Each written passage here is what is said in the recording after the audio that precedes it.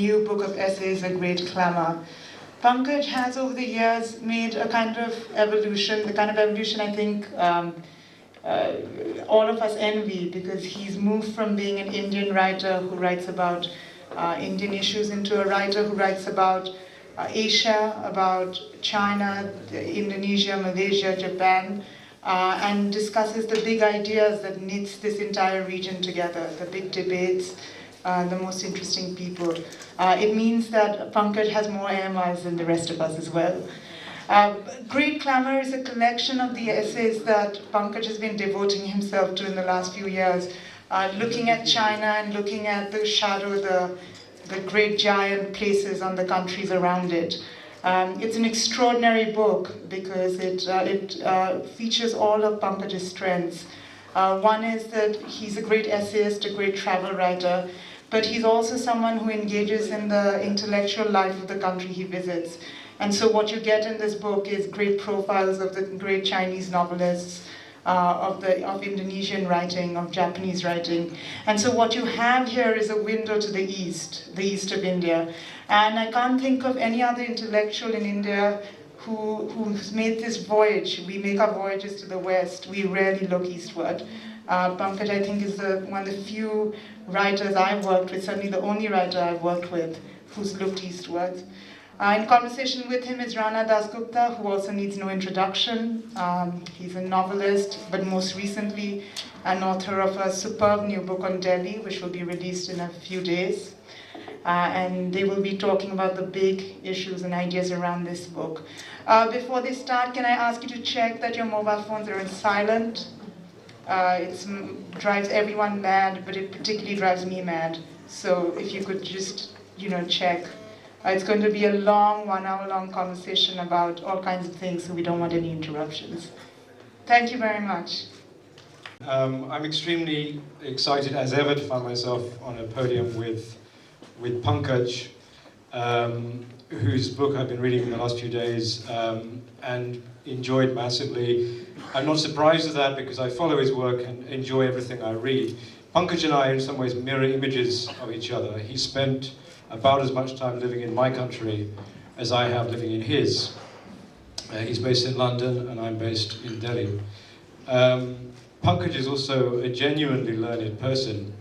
He actually knows stuff and people around him benefit from his knowledge, whereas I'm a kind of ignorant parasite who finds people and sort of attach myself to them in order to learn. So I learned from him. He's one of the people I learned from. And particularly because Pankaj has, as Chiki said,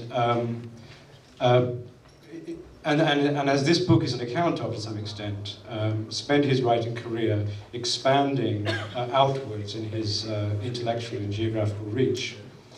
The book I've just finished about Delhi in some ways converges with some of the concerns that he displays in this book, which are particularly the concerns of how we understand this very large swathe of the world that is emerging into economic and political influence that does not have a Western history, and that is engaging with this capitalist system on different terms to those that we've seen in European and American capitalism. It could be seen. I mean, some people might describe him as somebody that writes alternate histories, in the sense that he's shown in this book and in his previous book a concern with the things that link not Asia to the West, but Asia to Asia and Asia to Latin America and Africa, and traced, therefore, trajectories around space which are less well known. I suspect, however, that this is not alternate history. This is now history. And that many of the narratives and connections that he is interested in will, in the course of our lifetimes, become universal rather than peripheral stories and histories. So I think I'd like to... this is not how I was going to open, but Chiki's introduction just made me think of it. There's a place in your book where you you have a sort of disparaging aside about what you call, I think, these two sort of figures of bourgeois intellectual life, the travel writer and the foreign correspondent. And you say that they sort of derive a lot of their prestige from the fact that they just go places. And you think this is not in itself at all significant. Going somewhere doesn't really give you any kind of authority at all. How do you like being described as a travel writer?